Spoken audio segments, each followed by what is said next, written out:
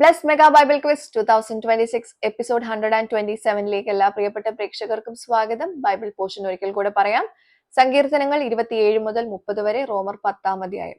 ഇതിൽ നിന്നാണ് ക്വസ്റ്റ്യൻസ് ചോദിക്കുന്നത് കേട്ടോ. സങ്കീർത്തനങ്ങൾ അതിന്റെ തലക്കെട്ടുകൂടെ നിങ്ങൾ വായിച്ച് മനസ്സിലാക്കിയിട്ടുണ്ടാവുമെന്ന് കരുതുന്നു.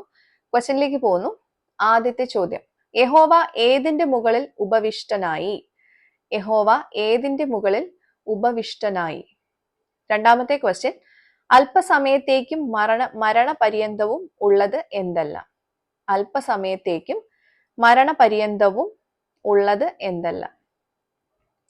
മൂന്നാമത്തെ ക്വസ്റ്റ്യൻ, ഒരു നിർജ്ജന പ്രദേശത്തിന്റെ പേര്. ഒരു നിർജ്ജന പ്രദേശത്തിന്റെ പേര്. നാലാമത്തെ ചോദ്യം, ഒരു ശരീര അവയവവും ആഗ്രഹം എന്നർത്ഥം വരുന്ന ഒരു പദവും ചേർന്ന ഒറ്റപ്പദം. ക്വസ്റ്റ്യൻ റിപ്പീറ്റ് ചെയ്യാം. ഒരു ശരീര അവയവവും ആഗ്രഹം എന്നർത്ഥം വരുന്ന ഒരു പദവും ചേർന്ന ഒറ്റപ്പദം.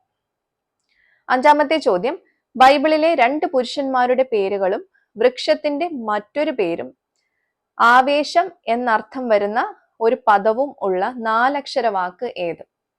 ക്വസ്റ്റ്യൻ റിപ്പീറ്റ് ചെയ്യാം.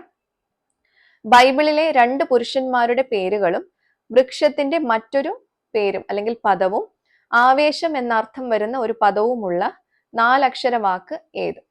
അപ്പൊ ഇതാണ് 5 ക്വസ്റ്റ്യൻസ്. ഈസി ആയിട്ടുള്ള ക്വസ്റ്റ്യൻസ് അല്ലേ? അപ്പം ഇപ്പോഴേ നിങ്ങൾക്ക് മനസ്സിൽ ഉത്തരം വന്നിട്ടുണ്ടാവും എനിക്കറിയാം. ഉത്തരം അയക്കേണ്ടത് എങ്ങനെയാണെന്ന് അറിയാലോ. താഴെ കാണുന്ന വാട്സപ്പ് നമ്പറിലേക്ക് നിങ്ങളുടെ ഉത്തരവും വിത്ത് റെഫറൻസും കൂടി ചേർത്താണ് അയക്കേണ്ടത്.